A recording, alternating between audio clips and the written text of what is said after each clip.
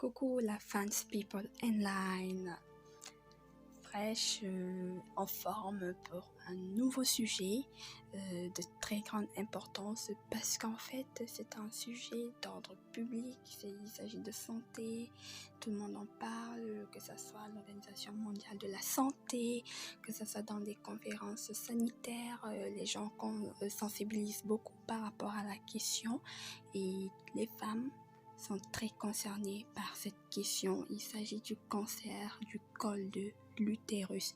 J'ai pris beaucoup de bonheur à faire cette vidéo parce qu'en fait j'espère que beaucoup de personnes en bénéficieront. Donc partagez-la. Voilà, faites comme d'habitude, commentez, dites-moi ce que vous pensez que je n'ai pas dit dans la vidéo et qui pourrait servir aux gens. Comme d'habitude, on est là pour se serrer les coudes. Le cancer fait beaucoup de morts chaque année, les rapports sont énormes et pour lutter contre ça, il faut que l'information passe.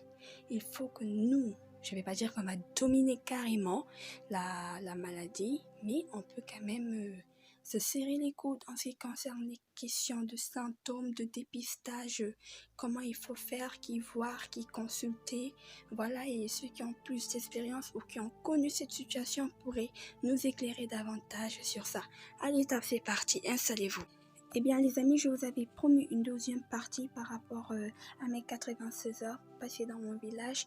Et là, il y avait des consultations sur le cancer du col de l'utérus, ce qui m'a inspiré de faire une recherche beaucoup plus poussée pour pouvoir vous faire cet exposé. Et j'espère que vous allez apprécier également. Sur ce, les amis, je vous laisse cette note. L'information est le pouvoir pour non seulement contrôler sa propre vie, mais aussi l'utiliser pour ceux qui en ont besoin. Essayez d'utiliser ces conseils à bon escient et d'en partager pour que les autres puissent en bénéficier également. Du coup les amis, on se lance sur les définitions col de l'utérus HPV. On commence par le col de l'utérus. Comme vous le voyez sur la figure suivante, c'est ça. Anatomiquement, c'est à ça que ça ressemble, quoi. C'est à ça. Voilà, c'est ça. C'est la zone, cette partie entre le vagin et l'utérus. Voilà, c'est cette partie que vous voyez.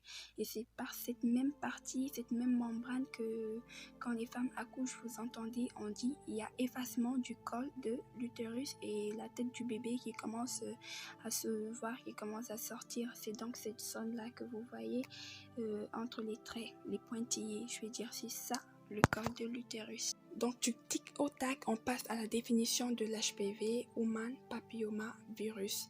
Bien évidemment, c'est anglais.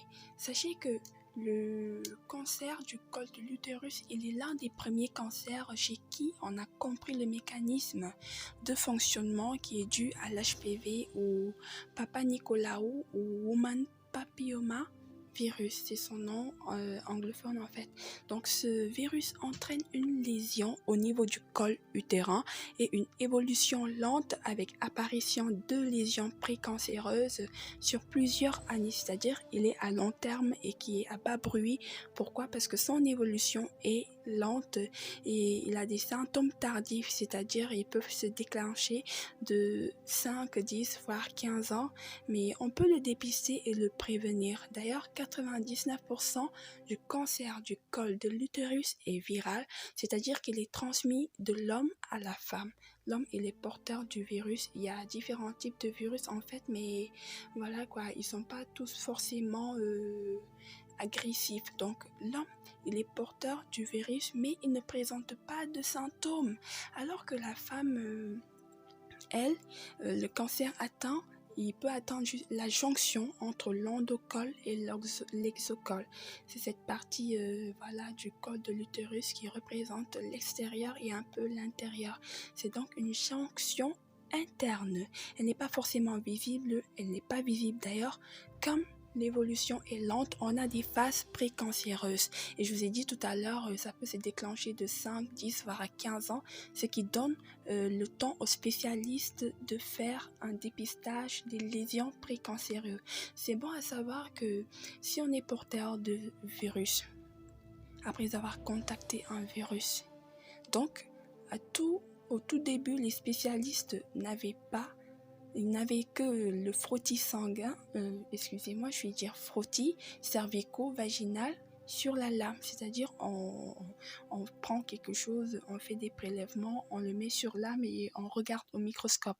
Là maintenant, il y a un développement et le test HPV il est beaucoup plus performant et les spécialistes lisent les cellules du col qui desquament.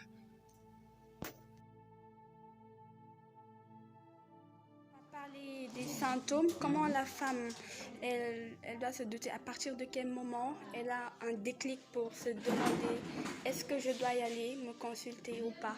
Dès que tu sens les symptômes, c'est parce que c'est vraiment un peu plus grave. D'accord.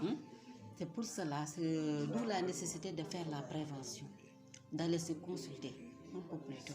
D'accord. Parce que dès que tu sens des trucs, par exemple les saignements au contact, il y a des saignements au contact. Tu fais des rapports sexuels, tu saignes. D'accord. Tu as des saignements au contact. Tu as des douleurs pelviennes. Tu as des écoulements pelviens, vaginales. Là, c'est pas normal. Donc, dès que tu sens des trucs comme ça, il faut aller se faire consulter pour que ça ne soit pas beaucoup plus grave. D'accord. D'accord. Donc là, à partir du moment où vous avez des écoulements pelviens, c'est-à-dire soit en faisant des rapports sexuels ou que vous avez des douleurs, donc il faut aller se faire consulter. Là, le médecin ou la sage-femme va détecter votre niveau de douleur et si possible faire des tests beaucoup plus approfondis pour déterminer si vous êtes à un stade de cancer. Ou pas. D'accord. Ok les amis, on enchaîne, on reste concentré. Vous savez, il y a d'autres symptômes. Voilà, par exemple, nous avons les verrues.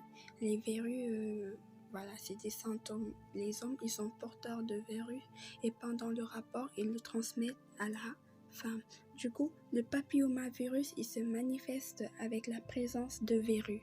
C'est ces petits boutons que vous voyez là. C'est des verrues qui se trouvent au niveau de la membrane de l'organe et lors d'un rapport se transmet de l'homme vers la femme. Et donc, ils sont surtout au niveau de la zone vaginale parce que c'est pendant le rapport qu'ils sont arrivés là-bas.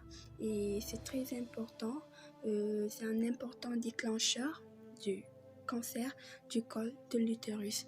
Et même s'il n'entraîne pas directement un cancer et les probabilités sont bien plus élevées chez certaines femmes et il ne faut pas hésiter à consulter un médecin. Ok les amis, le deuxième point, c'est les sécrétions étranges. Pourquoi étranges? Parce que pendant la phase de la maladie, la première phase, elle consiste à détruire les parois de l'utérus, ce qui va produire une élimination de déchets à travers le vagin et c'est ça qui va faire que les pertes de chaque femme vont être différentes, tant sur l'aspect et sur les odeurs qu'elle dégage. Parce qu'il y en aura qui seront malades, porteuses de maladies ou pas. Et c'est là que ça fait la différence. Et ça change selon l'ovulation et le cycle ovulatoire de la femme. Et tout en chacun se sait en ce qui concerne son cycle ovulatoire. Et si vous remarquez des changements, il faut consulter également un spécialiste. Ok, troisièmement les amis, on a les douleurs et les saignements anormaux. Pourquoi? Quelle est la relation? Quel est le rapport entre cancer, douleur et tout ça? Donc, comme je vous ai dit tantôt, les parois de l'utérus se défont à cause de la maladie, ce qui entraîne des douleurs aiguës dans cette zone endo-exocervicale. Il y a aussi des saignements qu'on enregistre au niveau de la paroi de l'organe, au niveau de la vessie, au niveau du rectum, et c'est dû à la lacération de l'organe. On enregistre également des saignements au niveau de l'urine et des excrétions. Quatrièmement, nous avons l'anémie. L'anémie, c'est quand vous avez une baisse de globules rouges dans le sang. Donc voilà, et c'est l'une des plus fréquentes complications et souvent elle est accompagnée de fatigue et de tachycardie, c'est-à-dire le rythme cardiaque qui augmente sans pour autant avoir fait de grands efforts. Exemple, une accélération cardiaque juste par une simple marche. Vous montez les escaliers, vous êtes fatigué. Cela veut dire que vous devez faire un test pour déterminer votre niveau de fer. Voilà. Cinquièmement, les problèmes en urinant. Quand l'utérus se gonfle, il aplatit les organes voisins, c'est-à-dire les organes avoisinants, qui sont les reins et la vessie. Cela va atténuer ou, je vais dire, altérer leur fonction et provoquer une douleur quand vous urinez, car la vessie aura du mal à se vider entièrement. Donc, il faut consulter un médecin, car uriner c'est vital, sinon vous vous retrouvez avec des déchets dans le sang. Dans tous les cas, consultez un spécialiste. Sixièmement, la perte de poids. Donc, ce n'est pas spontané, c'est forcément dû à quelque chose. Vous vous demandez comment vous avez perdu autant de poids tout en maintenant votre train de vie, c'est-à-dire votre mode de vie, tout ce que vous avez l'habitude de faire souvent. Et ça n'a rien à voir avec une perte de poids due à un régime ou une diète et qu'on sort. Non, ça va de pair avec la perte d'appétit. Donc, il vaut mieux qu'on se fasse diagnostiquer et mieux on sera fixé.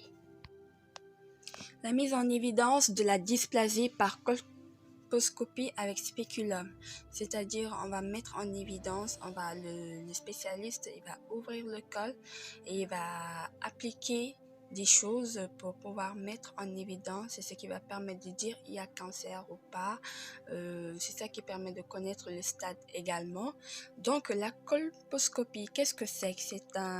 Ça consiste en fait à exposer le col au moyen d'un spéculum, c'est ce truc en fer que vous voyez à l'entrée et vous voyez, on applique des colorants pour mettre en évidence les lésions précancéreuses. Donc, on va utiliser deux produits, l'acide acétique et le Lugol. Voilà, l'acide acétique en premier lieu. Quand on va faire des tests, on va voir la réaction que ça fait et le médecin ou la sage-femme va décider s'il faut faire un deuxième test, celui du Lugol. Maintenant, le Lugol, comme la dame l'a expliqué, c'est une solution qui, au contact avec le col, apparaît noire. Du coup, la zone qui n'est pas noire est la zone malade. C'est la zone c'est la dysplasie. C'est cette zone qu'il faut enlever et donner à un autre spécialiste pour qu'il fasse au laboratoire d'autres recherches. C'est cette dysplasie qu'il faut faire. Et cette dysplasie, le fait d'enlever cette partie, ça s'appelle la conisation. Et on revient sur ça. On retiendra également qu'il y a différents types de patientes, d'où l'intérêt du dépistage. Il y a des patientes asymptomatiques, c'est-à-dire qui ne présentent pas forcément des symptômes. Par contre, on va leur faire un frottis pour détecter et une colposcopie. Il y a les patientes symptomatiques, c'est-à-dire elles présentent les symptômes. Donc, c'est des suspects de cancer du col. Également, qui peut vous faire ce test? Vous avez le gynécologue, le médecin généraliste, la biologiste ou le biologiste, la sage-femme. Eux, ils sont habilités à vous faire ce test en fait. Vous voyez, là c'est un col qui est suspect. Vous voyez les taches blanches là. Oui. Vous voyez ici. Il y a des taches qui sont blanches avec l'acide acétique. Et ce col-là doit être vu de plus près. Voilà. C'est là, à ce moment-là, qu'on applique le Lugol. Si on applique le Lugol, voilà ce qui va se passer. Le Lugol, c'est un produit qui est noir, violacé, comme ça, qu'on applique sur le col, sur les parties qui sont suspectes. Et ce qui va se passer, vous allez voir ici, le col qui prend le Lugol est sain. Mais quand ça ne prend pas le Lugol, voilà comment ça se présente. Okay. Vous voyez ici, vous voyez là. Vous voyez ces taches qui sont blanches là. Ces taches-là, ce sont des points qui sont suspects. Il faut aller revoir, peut-être avec une biopsie. Biopsie. Peut-être ils vont faire une biopsie. C'est un prélèvement du tissu qu'on va analyser. Le tissu en lui-même anapathologie. qu'on prend, on Voilà, analyse c'est ça. pour avoir plus de détails sur Voilà, le... c'est ça. Donc si on a compris, quand il y a un cancer au niveau du col, on vérifie d'abord avec un premier test. Voilà. Le Pas test... un cancer proprement dit. D'accord. Le col sain, D'accord. on vérifie pour voir il n'y a pas de problème. Ok. Là, c'est un col sain, donc il n'y a pas de problème. D'accord. Dès que c'est suspect, là, on passe au Lugo. Un deuxième test. Voilà, un deuxième test. Voilà. C'est ce qu'on est en train de faire à l'intérieur. D'accord. Un deuxième test, si on le fait, si c'est suspect, on passe à la troisième étape. La troisième étape consiste à faire la biopsie. On fait un prélèvement, c'est-à-dire le tissu. Ce sont les cellules qu'on va prélever et qu'on va analyser au laboratoire.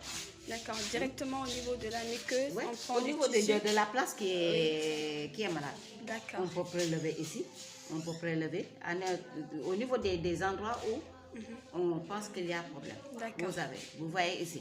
Oui. Hein? Tu vois le ligol, comme c'est noir. Oui. Là, vous voyez comme c'est noir. Mais là, ça ne prend pas le ligol. Comme vous voyez ici. Tout ça, ça ne prend pas le ligol. Tous ces endroits-là sont suspects. Donc, si on fait le prélèvement, c'est ce prélèvement qu'on va envoyer au laboratoire et faire une analyse anatomopathologique. La zone qui ne réagit pas au Lugol. On teste la zone pour voir. Vous avez compris. D'accord. Ça qu'on va. Maintenant, c'est le laboratoire qui va dire que ce sont des cellules qui sont malades ou bien des cellules qui sont saines. D'accord. Voilà, c'est le laboratoire qui va déterminer ça. Et maintenant, pour le traitement, ça aussi, il y a des spécialistes à ça. Moi, je suis sage-femme tout court. D'accord. Vous avez vu? Oui, c'est comme voilà, ça. moi, je suis sage-femme. Mais là, pour le traitement, soit il y a d'autres qui... Soit on enlève l'utérus carrément. On fait ça peut conduire à une ablation totale de l'utérus. Voilà. D'accord. Voilà. Parce qu'il y a des traitements qui sont coûteux. Et au niveau des Ziguinchor, nous n'avons pas le traitement proprement dit. Il faut envoyer à Dakar. C'est là où on détient le service de cancer. Parce que tu sais ce que ça va coûter pour les femmes. Quitter chez toi pour aller à Dakar, peut-être que tu n'as pas de parents là-bas, tu n'as personne. Ce sera très difficile. Si. Vous avez compris. Maintenant, ces femmes-là, en général, on fait la stectomie. Ça consiste à enlever l'utérus en question qui porte la maladie pour que ça ne se propage pas. D'accord. Est-ce que vous avez compris ça? Voilà, là vous voyez, ça c'est le cancer proprement dit. Ça, c'est un col. Là maintenant on est sûr que la personne a un cancer. Voilà. Vous voyez? Voilà, vous avez vu. Là le test est positif et là c'est un cancer. Déclaré en fait. Déclaré, voilà. C'est un cancer déclaré. Vous avez vu aussi un col qui est comme ça. Là aussi, ce sont des cols qui sont cancéreux. Tout ça là. Pour le cancer. D'accord. En gros, là, on a comment est-ce que la manière dont on teste au niveau du col de l'utérus, voilà, pour savoir si la personne a le cancer ou pas. Et ça se fait avec plusieurs tests, voire ça dépend maintenant du niveau de la maladie. Maintenant, si vous avez un cancer et qu'on voit que vraiment ça peut conduire à une ablation, on le fera. Ok, merci. Et donc cette biopsie, qu'est-ce que c'est? Qu'est-ce qu'on en sait réellement? En fait, par définition, la biopsie, c'est aussi appelé la cautérisation. C'est le fait en fait de prélever un fragment de tissu ou une muqueuse sur un être vivant et en vue d'en faire un examen microscopique, c'est-à-dire beaucoup plus précis. Voilà, c'est ça en fait. Et donc, la conisation, c'est une opération, une section qui consiste à enlever les tissus précancéreux. C'est fait de manière précise, d'où il faut voir un spécialiste en fait pour éviter l'évolution du cancer. Mais cela ne supprime pas ni n'enlève pas forcément le virus, d'où le suivi. Donc c'est une intervention sous anesthésie générale ou locale, ça dépend de la personne et de la décision du chirurgien. Le chirurgien il va appliquer un colorant à base d'iode et de potassium pour repérer le tissu malade. Et donc, c'est la zone de dysplasie qu'il faut retirer. C'est cette zone qui a les cellules malades et celle qu'il faut sectionner avec une anse diathermique, c'est-à-dire qui est traversée par un courant électrique. C'est un laser en fait.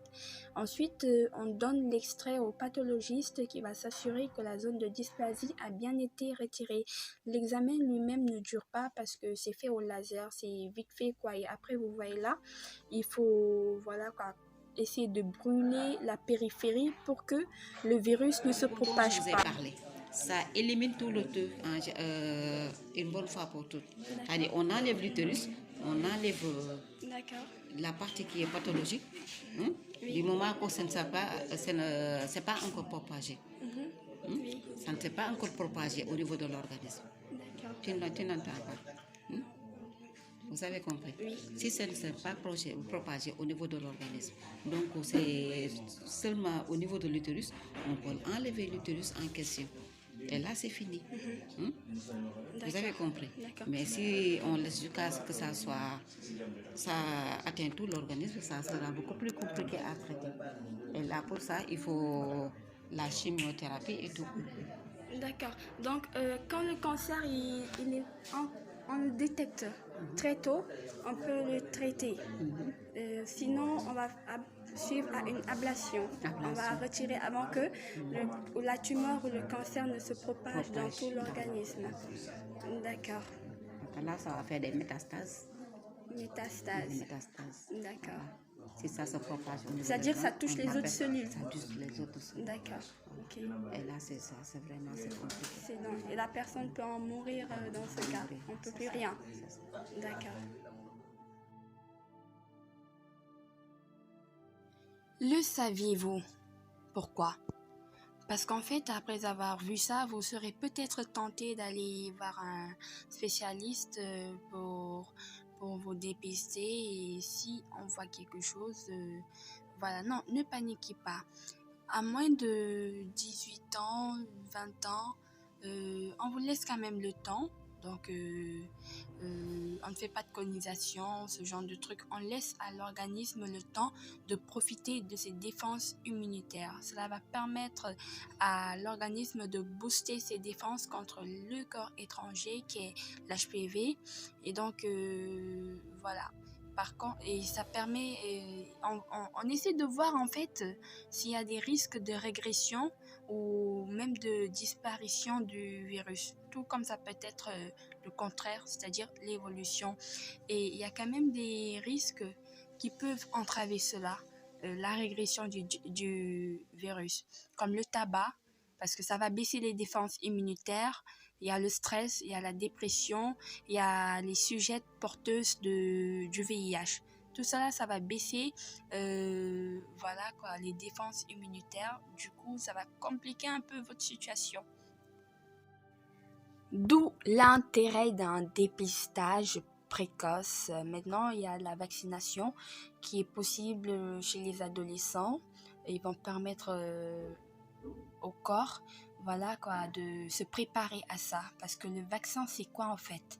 Le vaccin, c'est juste un leurre qui va permettre au col de C'est donc un leurre qui va permettre au col de reconnaître le virus et d'augmenter les défenses immunitaires. Voilà, ce n'est pas risqué et c'est préventif. Du coup, au début des rapports sexuels, le corps aura déjà reconnu voilà, ce virus et il saura comment l'éliminer tout seul. Maintenant, certaines, ça dépend des personnes. Celles qui ne pourront pas l'éliminer tout seul, ils vont faire des tests voilà quoi, un peu plus poussés avec un spécialiste. Dépistez-vous, le cancer, ça fait des ravages. Dépistez-vous massivement. Merci d'avoir regardé jusqu'au